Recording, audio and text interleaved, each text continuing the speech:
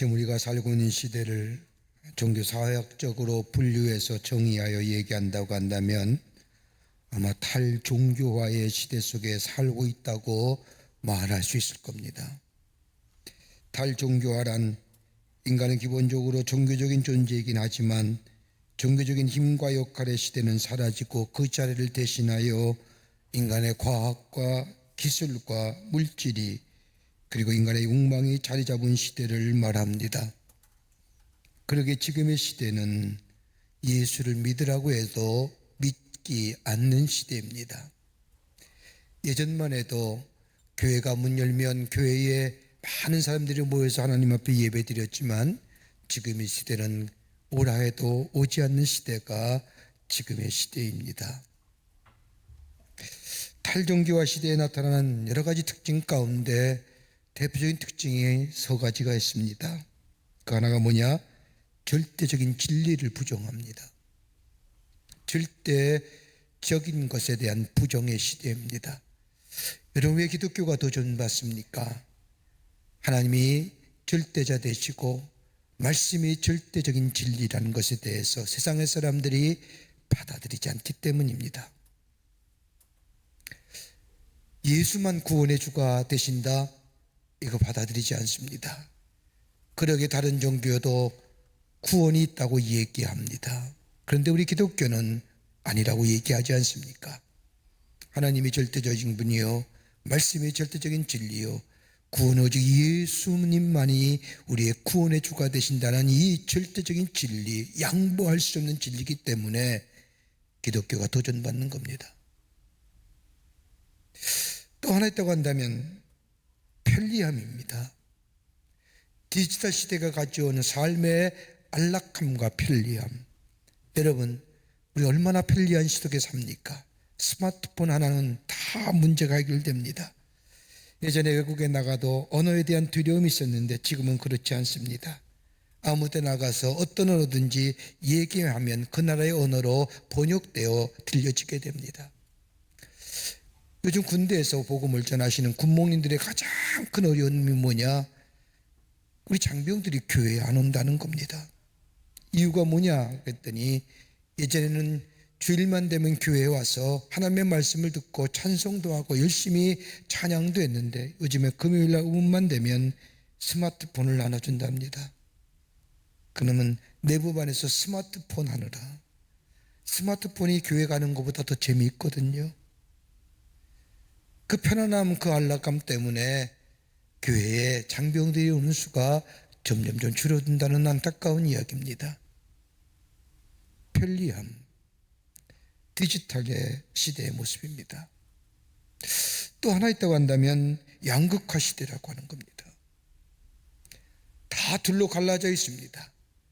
가진 자와 못 가진 자, 있는 자와 없는 자, 배운 자와 못 배운 자,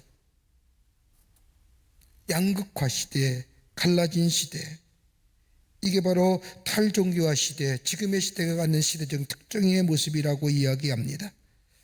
신학자이자 기독교 범증가인 팀 켈러 목사가 쓴 책 가운데 탈기독교의 전도라고 하는 탈기독교 시대의 전도라는 책을 보면 이런 지금의 시대에 어떻게 하나님의 나라의 복음을 전해야 되느냐, 어떻게 예수 그리스도의 말씀을 전할 수 있었느냐라고 하면서 복음의 접촉종을 만들어야 된다고 얘기하면서 4가지 이야기를 합니다. 그 하나가 뭐냐? 주목의 단계입니다. 복음에 대하여 관심 없는 사람들에게 복음이 있다는 사실을 알려주어야 된다는 겁니다.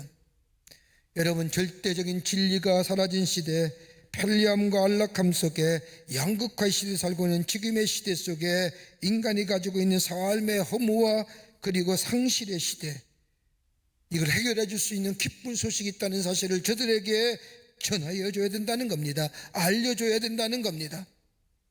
기계의 편리함과 안락함과 그리고 상대방의 상대성을 인정하는 이런 시대 속에서 가져오는 삶의 허무와 상실감, 이걸 해결할 수 있는 것은 다름이 아니라 복음이라고 하는 사실, 기쁜 소식이 있음을 저들에게 전하여 줘야 된다는 겁니다. 두 번째 단계는 매력의 단계입니다. 기독교의 매력을 보여줘야 된다는 겁니다. 여러분, 기독교가 가지고 있는 의미와 초월성을 보여줘야 된다는 겁니다. 여러분, 기독교에서 말하는 의미라고 하는 것이 뭘까요? 다름이 아니라 왜라는 질문과 연관되어 있습니다. 초월성은 어떻게라고 하는 질문과 연관되어 있다는 겁니다. 인간이 가지고 있는 유한과 한계성의 정점은 죽음인데, 이 죽음에는 우리가 해결할 수 없는 문제지만은, 이 죽음의 문제는 어떤 의미를 가지고 있는지, 성경은 어떻게 이것을 넘어서야 하는지, 기독교가 가지고 있는 매력의 모습, 인간이 해결할 수 없는 삶의 문제를 어떻게와 왜라는 질문 속에서, 의미와 초월성 속에서 그것을 해결해 주는 기독교만의 매력의 모습을 저들에게 보여줘야 된다. 또 하나 있다고 한다면 세 번째 단계는 예증의 단계입니다. 세상을 살면서 우리 삶 속에 일어나는 질병의 문제나 고통의 문제나 평화의 문제 등 아무리 인간의 과학과 기술과 첨단의 문명이 발달했다 할지라도 해결하지 못하는 이 삶의 가장 근본적인 문제를 설명해 줄 수 없는, 그러나 신앙적 차원에서 그것을 설명해 줄 수 있어야 되는, 왜 인간이 고통을 당하느냐, 왜 인간이 삶에 있어서 질병이 있느냐, 이 질병과 고통의 문제, 평화의 문제를 신앙적 차원에서 설명해 줄 수 있어야 된다는 겁니다. 네 번째 단계는 확신의 단계입니다. 이 복음이 나에게 기쁜 소식이요, 나의 삶에 있어서의 문제를 해결해 주었고, 나의 고민을 해결해 주었고, 나의 유한성과 나의 한계성을 넘어서게 했으며, 나로 하여금 기쁜 소식 속에 내 삶의 근본적 문제가 해결됐음을 내 스스로가 체험하고 경험하고 내가 증거가 되어야 된다는 것, 이것이 나의 간증이라고 얘기될 수 있는 예증의 단계가 되어야만이 이 탈종교화 시대에 복음을 전할 수 있다.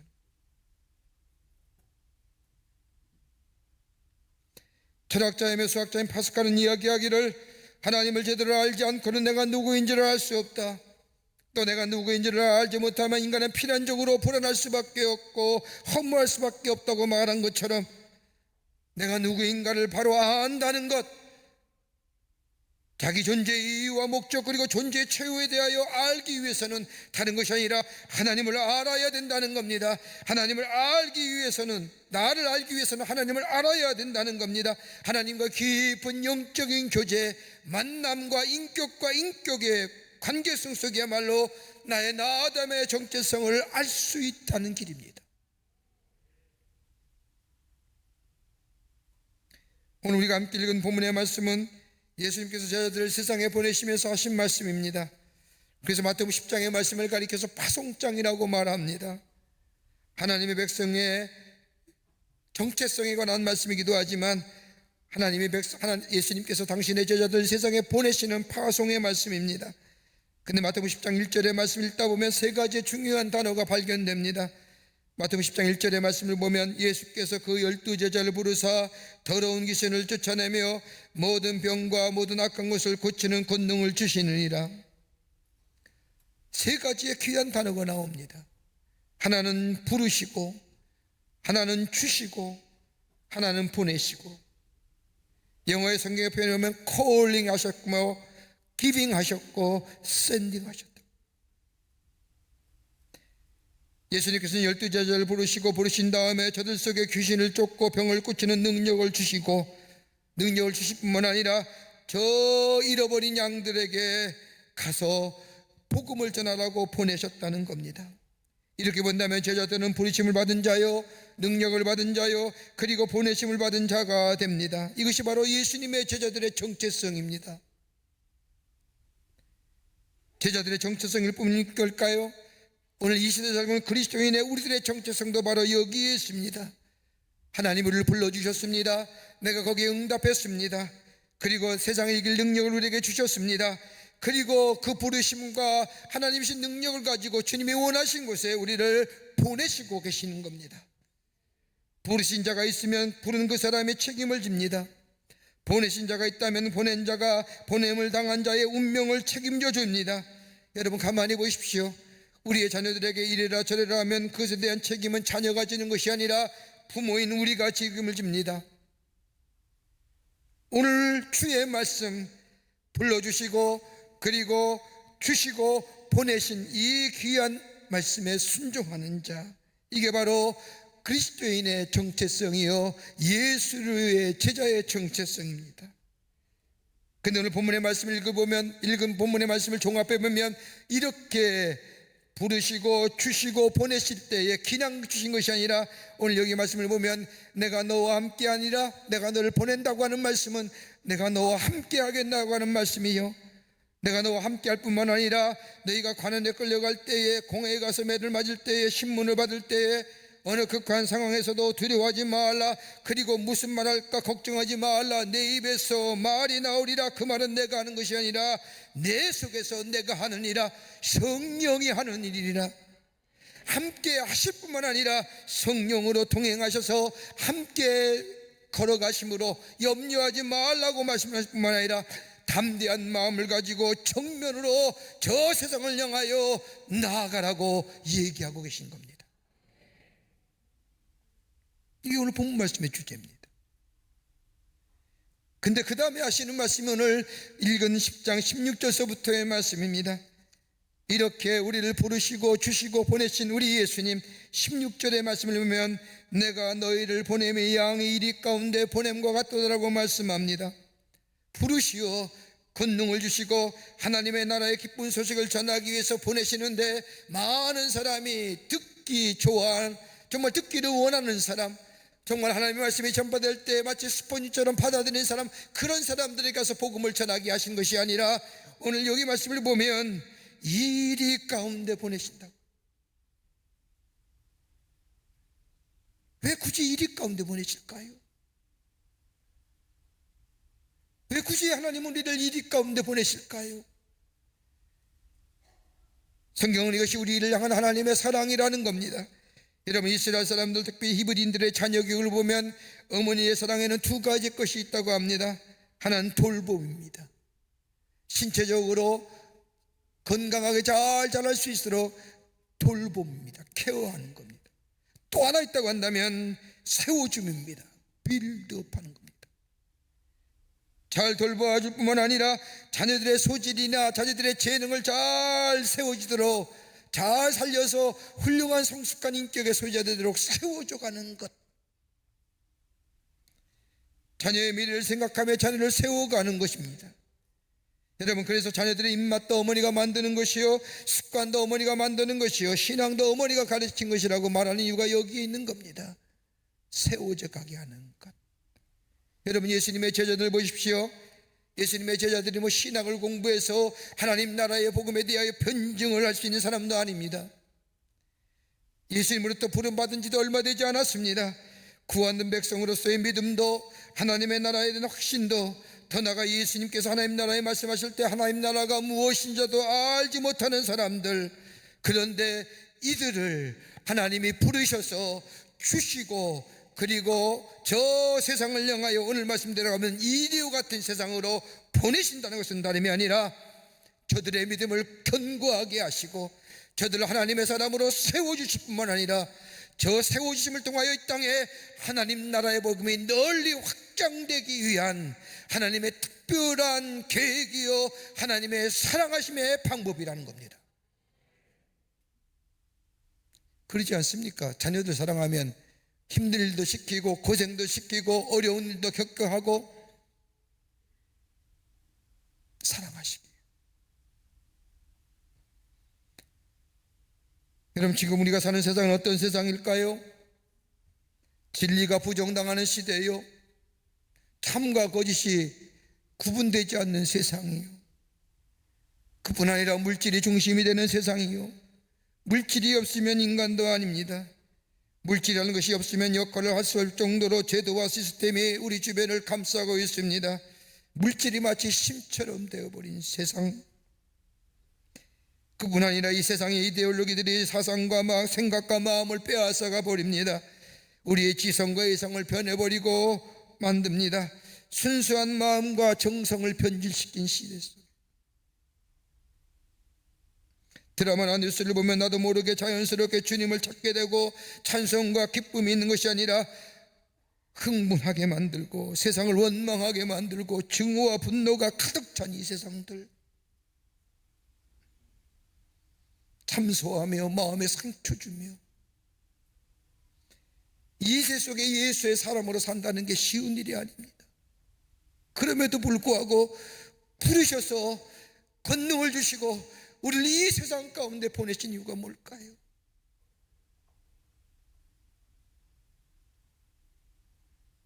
내가 예수를 믿는 사람으로 세상을 바꿔야 하지, 아니 세상을 바꾸지 못한다 할지라도 나만이라도 예수 믿는 사람으로 예수님의 말씀대로 살아야 하지 않은 마음의 결심조차 흔들리는 이 이디와 같은 세상으로 보내심을 받은 우리들, 어떻게 어떤 삶의 자세 가지고 살아야만이 주님이 기뻐하시는 인생, 보내심을 받은 자의 삶의 모습으로 살아갈 수 있을까요?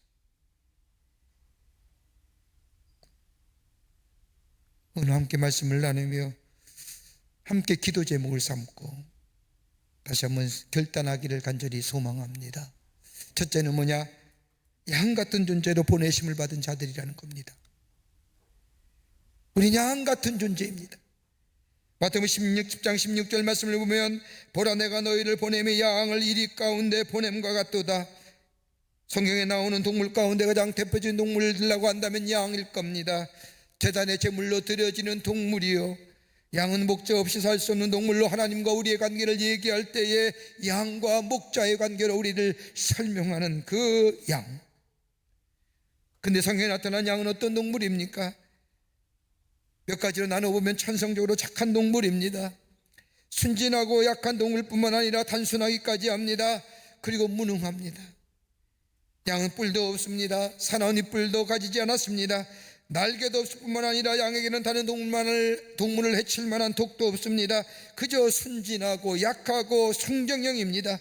그래서 예수님께서 우리들 양으로 비유한 것은, 가장 중요한 것은 양에게 있어서는 반드시 목자가 필요하다는 겁니다. 목자가 없으면 길을 잃어버립니다. 방향이 상실되어 갑니다. 언제 어디에 위험에 도사려 위험에 빠질지 모릅니다. 그러게 양은 늘 목자의 뒤를 따라갑니다. 목자를 신뢰합니다. 요한복음 10장 3절의 말씀처럼 양은 그의 음성을 듣나니 그가 가기 양의 이름을 각각 불러 인도하여 내리라는 말씀처럼 이 양은 목자의 음성을 압니다. 그리고 목자의 음성을 듣고 따라갑니다. 이것이 양의 특성입니다. 예수님이 여기 양 같은 존재라고 얘기하는 것은 다름이 아니라 바로 우리의 존재의 문제를 얘기하는 겁니다. 양 같아야 된다는 겁니다. 이 존재가 절대로 변하거나 바뀌어서는 아니 된다는 겁니다. 끝까지 양된 존재를 지켜가야 된다는 겁니다. 세상이 곤두박질하고 썩어져 빠져드는 간에 양이 되어야 한다는 겁니다. 이 신분의 변화가 없어야 한다는 겁니다. 여러분, 우리가 예수를 믿어 구원받았습니다. 하나님의 은혜입니다. 우리의 신분이 달라졌습니다. 예수 믿기 전에 내 삶이 내가 내 삶의 주인처럼 알고 내 마음대로 살고 내 뜻대로 내 소견대로 살았습니다. 그러나 내가 예수를 믿고 난 후에 내 삶의 자리가 달라졌습니다. 더 이상 내가 내 삶의 주인이 아니라 예수님이 나의 삶의 주인이 되옵니다. 신분의 변화가 일어났습니다. 나는 이 땅에 속한 사람이 아니라 저 하늘에 속한 사람이요, 땅의 백성이 아니라 저 하나님의 백성이란 내 신분이 달라졌습니다. 신분이 달라지니 내 삶의 양태가 달라졌습니다. 사고하는 것도 달라졌습니다. 매번 부정적이고 매번 염세적으로 바랐던 삶이, 복음 관점이 구원론적인 가청으로 그리스도 중심의 가치관으로 바뀌어졌습니다. 내 안에 들려오는 나의 음성을 들어왔던 내가 이제는 주의 음성을 듣고 그의 인도하심을 따라가는 삶이 되었습니다. 이 신분, 이 존재 변하지 말아야 된다는 거예요. 교회 나와서는 예배드릴 때 다 양 같은 존재입니다. 고백하지요. 내 삶의 주인은 예수님이십니다. 예수님이 나의 삶을 인도해 주십니다. 고백하며 그렇게 되기를 간구하고 교회 문을 나서는 순간 예수가 나의 삶의 주인이 아니라 내가 내 삶의 주인 되어 가진 우리의 삶의 변화라고 보다 변덕 안 된다는 거예요.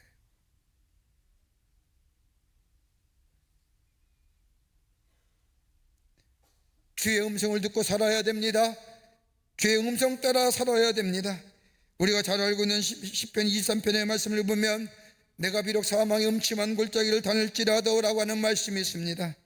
비록 지금의 사망의 음침한 골짜기를 다닐지라도, 여러분, 그 다음이 와야 이 문장 하나가 완성되는 겁니다. 목자의 음성을 따라 비록 내가 사망의 음침한 골짜기를 다닐지라도 해받음을 두려워하지 않을 것은 주께서 나를 인도하시는데 푸른 초장과 쉴만한 물가로 인도해 주시는다. 주의 음성을 듣고 따라가는 자, 양의 신분에 이탈되지 않을 때에 사망의 음침한 골짜기를 넘어서서 푸른 초장과 쉴만한 물가로 인도함 받게 된다는 겁니다. 양의 신분을 떠나게 되면 푸른 초장과 쉴만한 물가는 우리에게 있어지지 않습니다.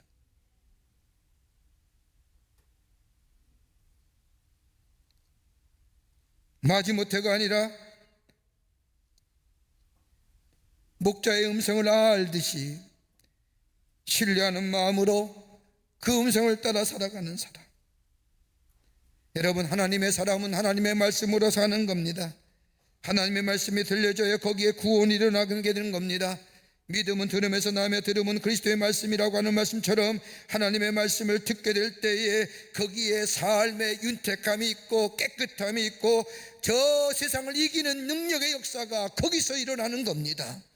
그러기에 주님이 우리를 저 이리 같은 세상에 보내신 것이라고 하는 것이 아니라 내가 양의 신분으로 목자 되신 주의 음성에, 주의 말씀에 귀 기울이며 그의 말씀 따라 사는 삶이 될 때에 비로소 그의 삶 속에 하나님이신 놀라운 은혜가 임하며 세상을 이기게 하시며 나를 통하여 역사하시는 놀라운 일들을 통하여 예수가 구원의 짐을 이 세상 가운데 증거하는 하나님의 백성의 삶으로 살아가게 된다는 겁니다. 이 고백하라.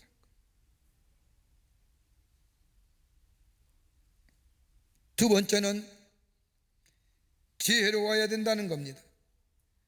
오늘 본문의 말씀을 보면 예수님께서는 또 하나의 동물을 예를 들어가며 우리에게 말씀하시는데 마태복음 10장 16절 후반부의 말씀을 보면 너희는 뱀같이 지혜롭고라고 말씀하십니다. 왜 예수님은 많은 짐승들 가운데 뱀을 예를 들려 뱀처럼 지혜로우라고 말씀하셨을까요? 여러분, 뱀이 지혜로운 동물일까요? 참 혐오동물이기도 하지요. 근데 성경의 말씀을 보면 뱀이란 동물은 사탄과 마귀의 대표적인 동물로 쓰여지고 있지만 히브리인의 사고에 의하면 뱀은 혀가 두 개로 갈라져서 말을 잘한다고 생각했답니다. 여러분, 창세기에 나오는 에덴 동산에서 뱀이 유혹할 때에, 하와를 유혹할 때에 하와가 귀가 얇아서 아니면 마음이 약해서 뱀의 유혹에 넘어간 것이 아니라 뱀의 말을 들으면 속아 넘어갈 정도로 탁월한 말씀씨 덕분이었다고. 어느 누구라도 뱀의 유혹에 넘어가지 않을 수 없을 정도로 탁월한 말씀씨를 가진 것이 뱀이 가지고 있는 상징성이라는 거예요. 여러분, 예수님께서 바리새인과 서기관들을 향하여 질책하실 때 이 독사의 자식들아 라고 질책하시지 않습니까? 여러분, 뱀처럼이라고 하는 이야기는 말씀을 연구하는 사람이요, 배우는 사람이요, 지혜로운 사람이요, 탁월한 사람이요, 말과 생각과 행동의 모든 면에서 뛰어난 사람을 가리킬 때에 뱀처럼이라고 얘기하는데, 저 서기관과 바리새인들 뱀인데 악한 독을 가진 뱀, 사람을 넘어뜨리게 하며 시험 들게 하며 쓰러뜨리게 하며, 그러기에 저 서기관과 바리새인들 향하여 독사의 자식이라고 했죠.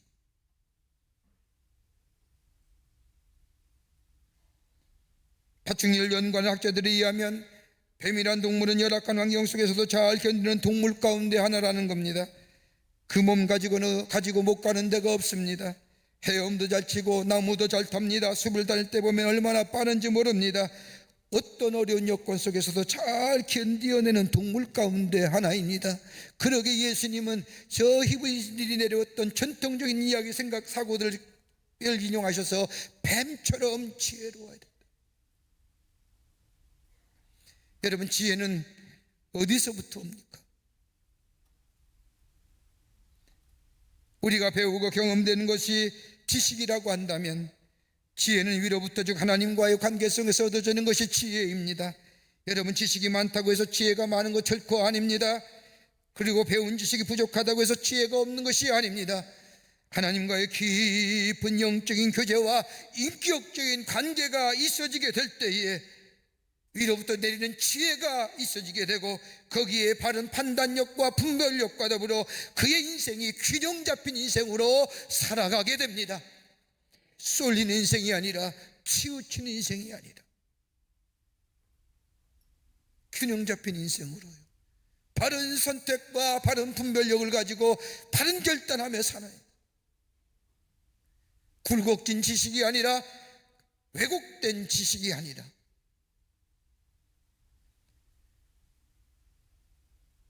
다윗의 이리워 약간의 나이에 왕이 된 솔로몬 보십시오.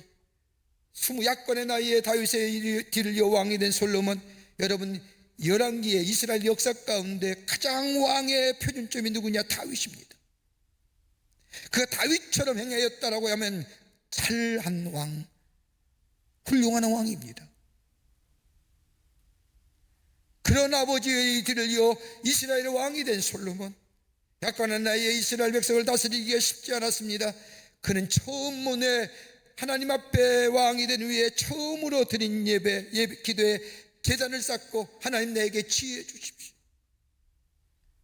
하나님과 예배 드렸다는 것은 하나님과 인격적인 관계를 맺었다는 겁니다. 그리고 그 속에 하나님, 내가 이 백성, 하나님의 거룩한 백성을 다스릴 수 있는 지혜를 허락해 주려고 기도했을 때에 하나님은 기쁘게 여기며 그에게 지혜 주시게 될 때에 그는 지혜의 왕으로 이스라엘을 잘 다스렸던 것을 보게 됩니다. 하나님과의 어떤 관계를 가지고 사느냐? 하나님과의 바른 인격적인 관계, 하나님이 나의 하나님 되시고 오늘도 나와 함께 동행하시는 하나님, 저 요셉이 하나님 앞에서 언제나 나와 함께 하시는 하나님을 인식하며 잊지 않는 삶이 될 때에 그의 삶을 통하여 지혜로서 그를 존귀한 자로, 세상을 이기는 자로 세웠던 것처럼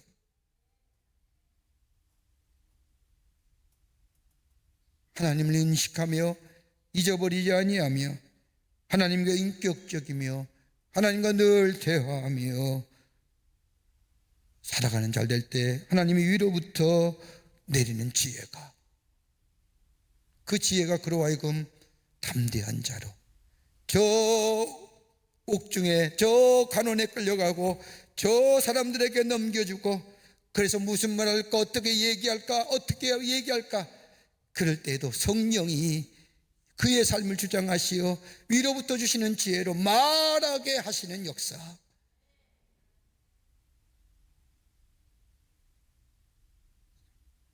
이럴 때 세상을 이기고 우리의 삶을 통하여 하나님이 어떤 분이신가, 예수가 어떤 분이신가를 증거하는 하나님의 백성의 삶으로 살아가게 되는 줄 믿습니다.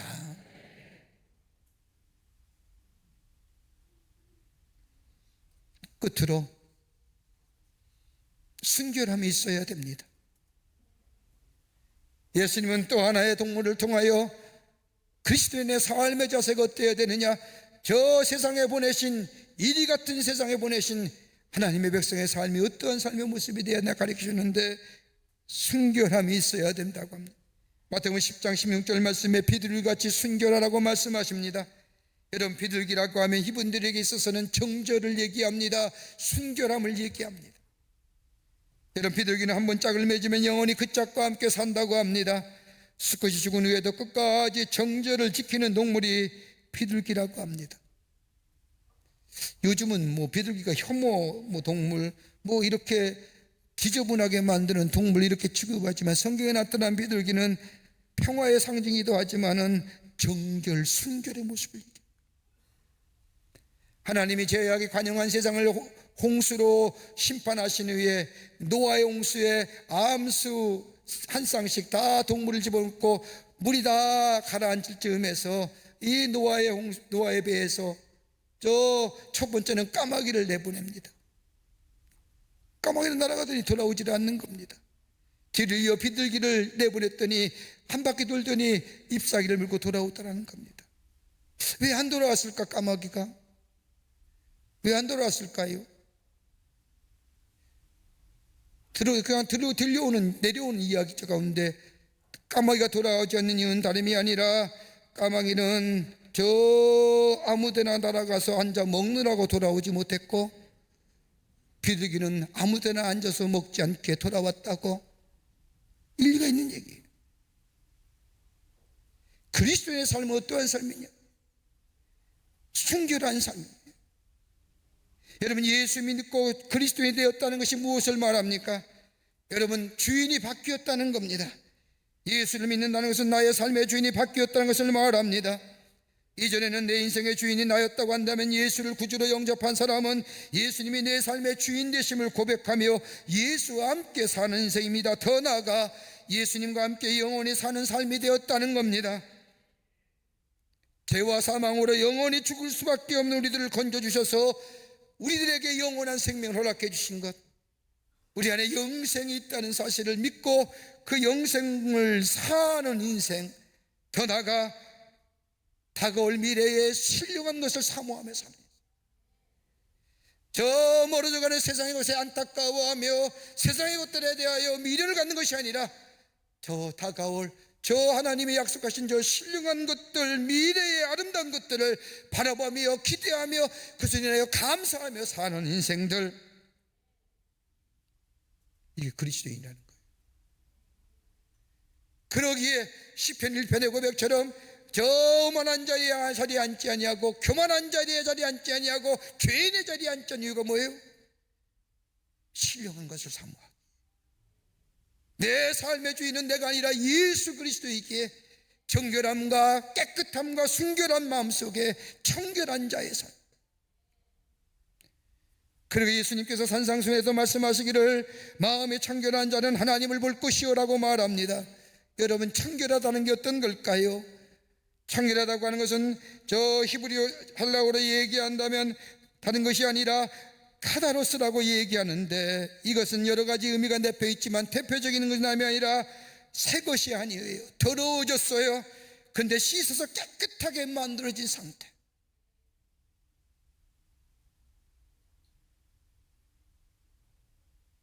신령한 것, 정결한 것, 그리고 깨끗한 것. 그 안에 성령이 거하시며 성령이 갈 뿐만 아니라 성령의 열매를 맺게 하시며 저 육체의 소욕을 따라 썩어져가는 존재가 아니라 내 안에 하나님의 영에 의하여 성령의 열매가 맺어지며 그로 인하여 내 삶 속에 신령한 것으로 풍성한 것으로 풍요로운 인생으로 살아가 저 세상의 사람들에게 내가 예수 믿으니 이렇다고 증거할 수 있는 인생, 우리 보내신 거예요.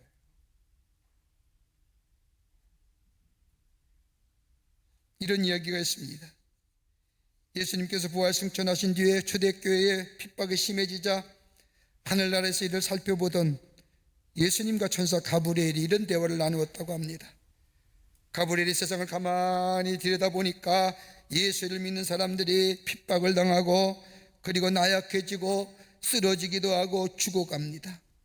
세상에 돌아가는 모습에 걱정이 되니 가브리엘이 예수님께 이렇게 얘기합니다. 예수님이 내려가셔서 참으로 고생도 많이 하고 하나님 나라의 복음을 저렇게 열심히 전했는데 그 귀한 역사가 시원치 않은 제자들 몇몇으로 인하여 계속되어질 수 있을까요? 예수님이 하신 그 큰 거룩한 구원의 역사 헛것이 되면 어떻게 됩니까? 우리가 천사 몇줄 다시 보내요 전도하게 할까요? 라고 이야기하자 예수님께서 자신으로 이렇게 말씀하시더라는 겁니다. 이봐, 나에겐 다른 계획은 없어. 나는 내 제자들을 믿어. 양같이 약하고 약하지만 나는 베드로를 믿고 요한을 믿고 누가를 믿고 마태를 믿어.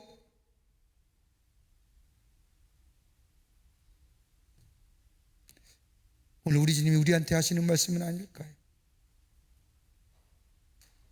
우리의 존재가 달라졌습니다. 우리의 신분이 달라졌습니다. 양의 신분, 이거 잊어버리지 말아야 됩니다. 들려오는 주의 말씀을 따라 살아야 됩니다. 음성 따라 살아야 합니다. 그리고 하나님과의 나의 깊은 인격적 교제 속에서 위로내는 지혜가 내 속에 있어야 됩니다. 거기에 삶의 균형과 삶의 바른 분별력과 판단력 속에 지혜 있는 자의 삶으로 하나님이 나와 함께 하심을 증거하는 인생이 됩니다. 그뿐 아니라 내 안에 깨끗함과 정결함 속에 성령이 안에 계시어 열매 맺게 하시어 신령한 것이 내 안에 넘치고 깨끗하고 정결에 넘치는 삶이 되게 될 때에 바로 내 삶이 하나님의 부르심에 합당한 삶이요 보내심에 합당한 삶이요 이것이 나의 아이덴티티요 나의 정체성이요 이 고백이 우리 가운데 있어지게 될 때에 이 땅에 하나님 나라가 확장되고 주님이 영광 받으시고 많은 사람이 주께로 돌아오는 역사가 우리를 통하여 있어지지 않을까요? 오늘 이런 고백이 여러분과 저 가운데 있어지기를 주의 이름으로 축원합니다. 하나님 감사합니다. 저희들 주께서 사랑해 주셔서 하나님의 백성 삼으심에 감사합니다. 부르시고 주시고 보내셨는데 넘어지고 쓰러지는 자 부르심에 합당하지 못한 저희들의 삶 되지 않게 도와주시고 우리가 양의 신분으로 목자의 음성에 귀 기울이며 하나님과의 깊은 인격적 교제 속에 위로 내리는 지혜가 우리 안에 넘쳐나며 그로 인하여 순결함과 정결함 속에 살아가는 죄들 되게 해주셔서 우리의 삶을 통하여 저 어둠 가운데 빛이 있어지게 하여 주시며 맞으러 가는 세상 속에 만난 세상으로 바뀌어지는 역사가 우리를 통하여 이 땅에 있어지게 하여 주시옵소서. 성령이 도우시옵소서. 인도하여 주시옵소서. 예수님의 이름으로 기도하옵나이다. 아멘.